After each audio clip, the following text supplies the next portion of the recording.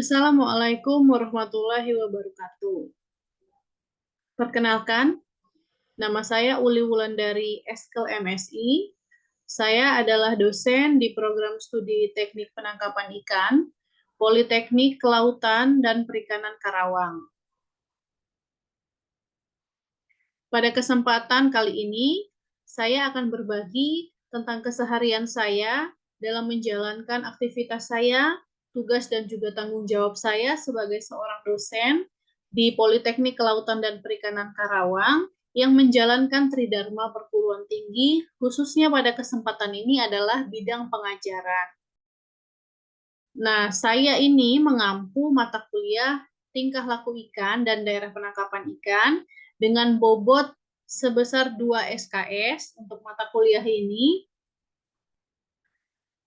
Mata kuliah ini akan banyak membahas tentang hal-hal yang berkaitan dengan tingkah laku ikan dalam hubungannya dengan metode penangkapan ikan, kemudian prinsip dasar tingkah laku ikan, fenomena dan juga organ tubuh ikan, kemudian daerah penangkapan ikan spesifik tentang sumber daya ikan, status daerah penangkapan ikan di berbagai wilayah pengelolaan perikanan Republik Indonesia atau WPPRI, kemudian parameter oceanografi, meteorologi, fisika, kimia, dan juga biologinya. Tujuan dari mata kuliah ini atau capaiannya adalah taruna atau mahasiswa mampu mengidentifikasi tingkah laku ikan dan daerah penangkapan ikan, serta menentukan daerah penangkapan ikan yang sesuai dengan jenis alat tangkap yang akan digunakan dalam berbagai kondisi wilayah perairan. Dalam proses pembelajaran ini, saya menggunakan metode daring ya. Metode daring memanfaatkan teknologi Zoom untuk tatap muka, kemudian ada Google Classroom, dan juga WhatsApp Group untuk berdiskusi. Kemudian untuk proses evaluasi dalam mata kuliah ini, saya memberikan bobot untuk nilai teori dan juga praktikum. Nah, untuk teori ini sendiri, bobotnya adalah 20% untuk tugas, kemudian 30% untuk UTS, dan juga UAS sebesar 50%. Namun, bobot akhir untuk penilaian untuk teori ini adalah 30%. Sedangkan praktikumnya tidak ada tugas, tidak ada ujian UTS, tidak ada ujian UAS, namun bobot praktikum adalah 70%. Sehingga saat dijumlahkan, teori dan juga praktikum sebesar 30% dan juga 70%, maka totalnya adalah 100% untuk nilai akhir taruna atau mahasiswa.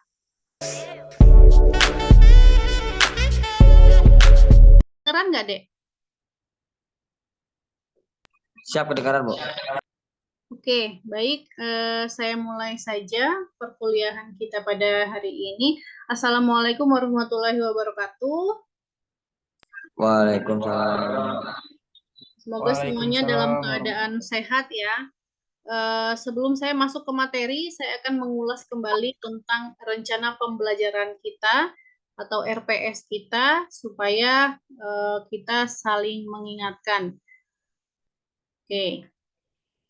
Apakah sudah terlihat ini layar saya? Siap, sudah, Bu. Siap, ya udah ya. Oke. Pada kesempatan ini saya akan memberikan mata kuliah tingkah laku ikan dan daerah penangkapan ikan. Bobot SKS-nya ada 2. Pak Dian, pertemuan pertama sudah mengisi tentang pengertian tingkah laku ikan. Pak Robert, daerah penangkapan ikan berdasarkan jenis ikan dan alat tangkap. Saya di pertemuan ketiga tentang faktor fisis perairan, Ibu Beta Indi, faktor spesies tingkah laku ikan. Kemudian Pak Dian di pertemuan kelima tentang pengaruh faktor lingkungan terhadap habitat ikan. Pak Robert di pertemuan ke-6 tentang pola migrasi. saya juga di pertemuan ke-7. Pada kesempatan ini kita akan membahas tentang pola migrasi ikan secara vertikal dan horizontal. Kemudian setelah ini kita akan UTS pada pertemuan berikutnya. Selanjutnya saya akan langsung masuk ke materi ya. Pada saat saya menjelaskan, jika suaranya hilang atau gambarnya tidak muncul, mohon diberitahu ya. Siap, Bu. Siap, baik Ibu. Oke. Ini sudah kelihatan ya? Siap, kelihatan, Bu. Oke, baik, tentang pola migrasi ikan. Migrasi ikan adalah pergerakan atau perpindahan dari suatu tempat ke tempat yang lain yang mempunyai arti penyesuaian terhadap kondisi alam yang menguntungkan untuk eksistensi hidup dan keturunan ikan tersebut. Apa tujuannya? Tujuannya adalah untuk melakukan proses pemijahan, kemudian mencari makanan dan mencari daerah yang cocok untuk kelangsungan hidupnya. Ada 6 klasifikasi dalam proses migrasi ikan.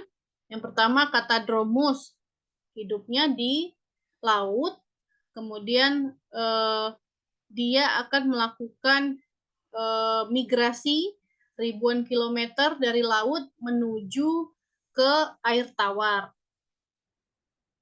Ya, ini ya. Contohnya ikan sidat ya, dari laut, kemudian nanti dia akan besar di air tawar. Kemudian Anadromus, pola migrasi yang ditetaskan di perairan tawar, dia hidup di lautan dan bermigrasi ke perairan tawar untuk proses peneluran. Ikan tersebut bertahan dengan pergantian kadar garam yang drastis dari lingkungan yang berkadar garam tinggi ke daerah yang kadar garamnya rendah. Contohnya adalah salmon dan belut laut. Ya, saat bertelur dia di daerah tawar, kemudian saat anakan dia di daerah estuari dan besarnya di laut. Diadromus terdiri dari Anadromus dan Catadromus. Dia bermigrasi di antara air tawar dan air asin untuk bertahan hidup. Ikan jenis ini biasanya lari ke wilayah dekat pesisir pada saat musim panas untuk melakukan pemijahan.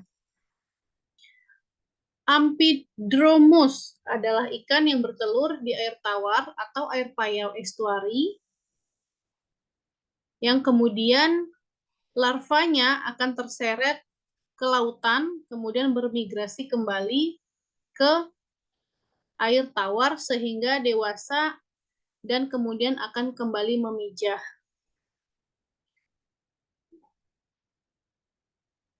Ini apa namanya? Terputus nggak? Nggak ya? Koneksinya nggak terputus ya? Siap, tidak Ibu. Nggak ya. Tidak, Bu. Yang kelima ya, Potamodromus, ikan yang bertelur di habitat air tawar bagian hulu, kemudian bermigrasi ke bagian hilir, masih di air tawar, dari juvenil hingga tumbuh menjadi dewasa, kemudian bermigrasi kembali ke air tawar. Ya. Kemudian Oceanodromus, ikan yang hidupnya di laut, memijahnya di laut juga, tetapi larva ikannya akan terseret ke tengah laut, kemudian hidupnya bebas dari juvenil hingga dewasa, hingga bermigrasi kembali ke daerah wilayah spawning ground-nya. Ya. Ada faktor yang mempengaruhi kenapa ikan itu bisa bermigrasi. Yang pertama, faktor eksternal, kemudian faktor internal. Kalau faktor eksternal itu ada bimbingan ikan yang lebih dewasa, kemudian bau perairan, ya, dia bisa mencium asal tempat tinggalnya, memanfaatkan indera penciumannya, sehingga dia bisa memilih cabang sungai yang benar untuk kembali ke tempatnya yang semula. Contohnya ikan salmon ya. Kemudian suhu. Nah, suhu mempengaruhi proses metabolisme dan aktivitas gerakan tubuh serta berfungsi sebagai stimulus saraf bagi ikan. Sehingga ada ikan-ikan tertentu yang dia bisa mentoleransi perubahan suhu tertentu, sehingga kalau misalkan terlalu tinggi suhu tersebut, dia akan pergi dari wilayah tersebut mencari wilayah yang suhunya bisa sesuai dengan tubuhnya. Kemudian salinitas, ikan memiliki medium dengan salinitas yang lebih sesuai dengan tekanan osmotik tubuh mereka masing-masing. Kemudian pasang surut, ya, arus pasang surut. Arus ini mempengaruhi migrasi ikan melalui transport pasif telur ikan. Kenapa dia disebut pasif? Karena si telur ini tidak bergerak sendiri, tetapi dia dibantu oleh arus tadi, sehingga dia terpaksa lah melakukan migrasi karena terbawa oleh arus. Dan juvenilnya dari daerah pemijahan menuju daerah asuhan, kemudian berorientasi sebagai arus yang berlawanan. Pada saat spesiesnya menjadi dewasa, dia akan kembali ke tempatnya semula. Intensitas cahaya, perubahan intensitas cahaya mempengaruhi pola penyebaran ikan, tetapi respon ikan terhadap perubahan intensitas cahaya dipengaruhi oleh jenis ikan tertentu. Dalam usaha penangkapan ikan, ada yang namanya pemanfaatan lampu ya, untuk mengumpulkan ikan. Nah, itu tadi ya. Ada ikan yang saat dia diberi cahaya yang terang, dia akan mendekati. Dan itu dia berupaya mendekati cahaya tersebut, ada yang menjauhi cahaya tersebut. Kemudian faktor eksternal, musim mempengaruhi migrasi vertikal dan horizontal ikan. Dia kemungkinan ini dikontrol oleh suhu dan intensitas cahaya. Biasanya dilakukan oleh ikan-ikan pelagis dan ikan demersal yang mengalami migrasi secara musiman. Kemudian matahari, ya, ada ikan-ikan tertentu yaitu ikan pelagis yang bergerak pada lapisan permukaan yang jernih, kemungkinan besar menggunakan matahari sebagai kompas mereka untuk menentukan arah kemana mereka harus berupaya. Faktor eksternal, ada pencemaran air limbah. Nah, ada ikan yang tingkat toleransinya terhadap pencemaran itu terbatas, sehingga dia saat wilayah perairan itu tercemar, dia harus pergi dari tempat itu. Contohnya ikan white catfish ya. Kemudian kematangan gonad. Kalau membahas tentang kematangan gonad, ini adalah alamiahnya ikan untuk berkembang biak ya, untuk melakukan proses pemijahan gitu. Kemudian kelenjar-kelenjar internal, ada ikan kod ya, yang memiliki kelenjar tiroid yang berada di kerongkongan. Nah, kelenjar tersebut aktif pada saat bulan September, di mana bulan tersebut merupakan waktu pemijahan yang paling tepat untuk ikan kod.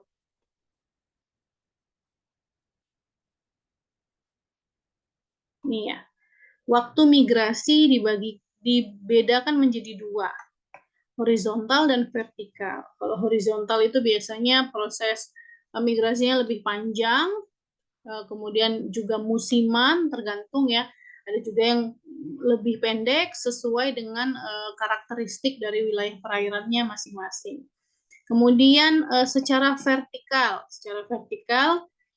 atau secara diurnal melakukan migrasi berdasarkan perubahan siang dan malam. Migrasi horizontal dikenal dengan diadromus, yaitu pergerakan ikan dari air tawar menuju air payau. Nah, sampai sini ada yang mau ditanyakan? Silahkan. Siap izin bertanya, Bu. Silahkan.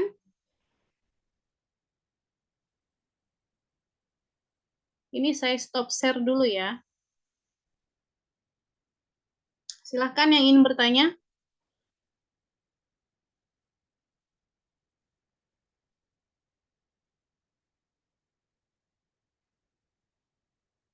Suara saya masih terdengar atau putus koneksinya?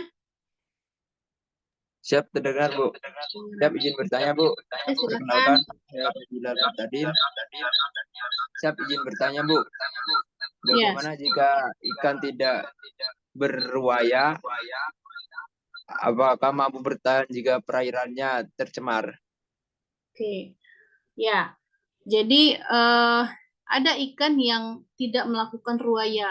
Memang dia bukan ikan yang berenang cepat. Biasanya ikan-ikan demersal. Ikan-ikan demersal ini tidak melakukan ruaya. Dia akan bertahan hidup di sana, contohnya ikan kerapu ya. Jadi meskipun wilayah perairannya itu tercemar, dia akan tetap bertahan di sana. Karena dia adalah ikan yang soliter, kemudian dia suka bersembunyi, dia tidak suka pergi kemana-mana. Dia ikannya, kalau kita manusia bisa dibilang dia anak rumahan gitu ya. Jadi mau gimana pun kondisi rumahnya, dia akan tetap stay di sana. Dan ikan demersal ini memiliki tubuh yang berbeda dengan ikan pelagis. Kalau ikan pelagis kulitnya lebih tipis. Kemudian ikan demersal kulitnya lebih tebal. Jadi mau bagaimanapun kondisinya perairannya saat dia tercemar, dia akan tetap mencoba untuk survive di daerah tersebut dengan memanfaatkan tubuhnya tadi, kulitnya yang tebal bisa menghalau residu-residu atau pencemaran yang ada di sekitar lingkungannya. Nah, kemudian dia bisa terus memanfaatkan kemampuan dan dari bentuk struktur tubuhnya itu untuk bertahan, mengolah kondisi tersebut bisa menjadi tempat dia untuk mencari makan. Nah, gitu. Jadi dalam contoh kasus ada misalkan saat dalam penelitian ya, dalam contoh kasus, dalam riset yang telah dilakukan, misalkan ada ikan kerapu yang saat diuji laboratorium dagingnya itu mengandung logam berat. Nah, itu adalah salah satu contoh, salah satu bentuk, salah satu bukti nyata bahwa di perairan tersebut sudah tercemar, tetapi ikan tersebut tetap bertahan di sana dan tubuhnya menyerap racun-racun tersebut. Tapi dia bisa bertahan hidup, tetapi dia tidak layak untuk dikonsumsi seperti itu ya. Ada lagi yang ingin ditanyakan?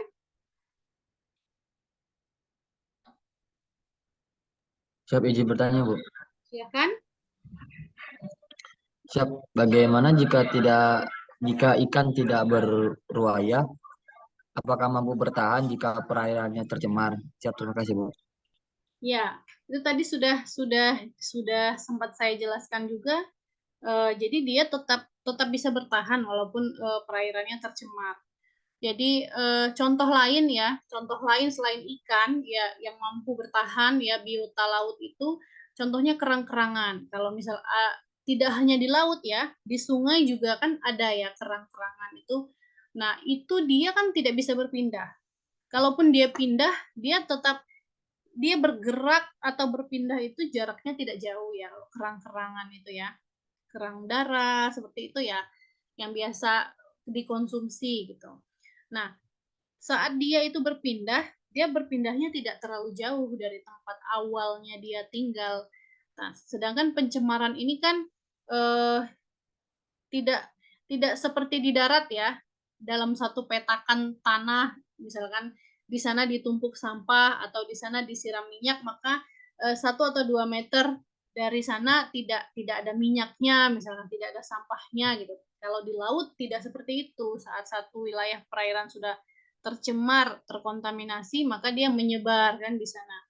Jadi meskipun dia berpindah jaraknya hanya sedikit, tetapi perairannya tetap sama, tetap tercemar.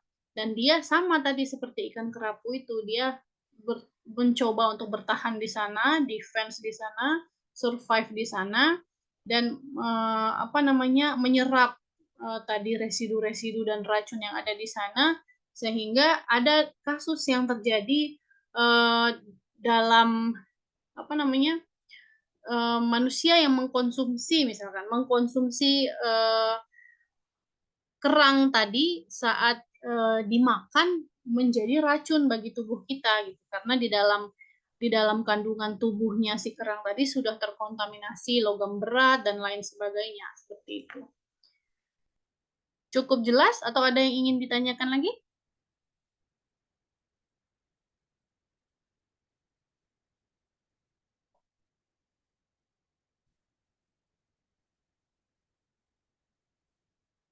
Ada yang ingin ditanyakan atau sudah cukup? Siap, mohon izin bertanya, Bu. Ya, silakan. Apa contoh ruaya vertikal, Bu? contoh ruwaya vertikal. Kalau contoh ruwaya vertikal itu dia tahu ikan ini ya, ikan tuna mata besar. Tuna mata besar ya. Ikan tuna itu kan jenis ikan pelagis. Dia berenang dengan cepat.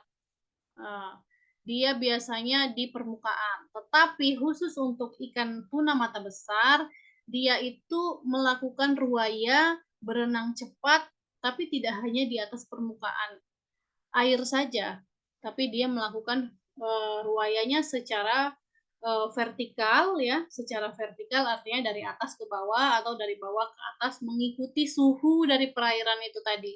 Karena setiap jenis ikan itu memiliki batas kewajaran suhu masing-masing gitu ya.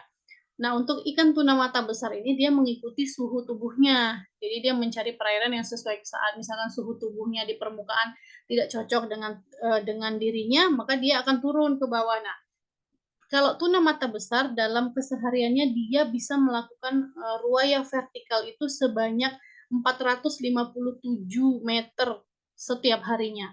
Jadi dia menyesuaikan dengan suhu tubuhnya tadi. Itu. Ada lagi?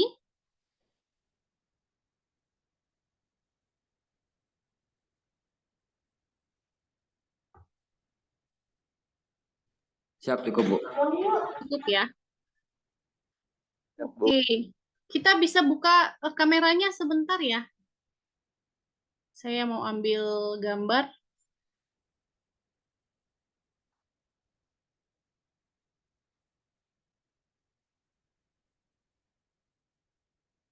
Oke. Materi yang saya sampaikan jelas ya, Dek ya? Siap, jelas, Bu. Jelas, Bu. Oke. Ya. Oke, saya ambil gambar terlebih dahulu. Oke ya. Oke, mungkin materi yang bisa saya sampaikan hanya itu saja. Terima kasih atas kehadirannya pada sore hari ini. Ya, dimanapun kalian berada, mudah-mudahan selalu dalam kondisi sehat, dalam lindungan yang Maha Kuasa. Kemudian mudah-mudahan materi yang disampaikan bisa bermanfaat nanti ke depannya untuk kalian dalam menyelesaikan pendidikan di Politeknik Kelautan dan Perikanan Karawang, sehingga bisa menjadi ahli media perikanan yang kompeten dan siap bekerja. Itu ya. Oke, terima kasih banyak. Saya haturkan dan saya ucapkan wassalamualaikum warahmatullahi wabarakatuh. Terima kasih. Waalaikumsalam warahmatullahi wabarakatuh. Terima kasih, Bu. Sama, silahkan live ya. Ya, Bu.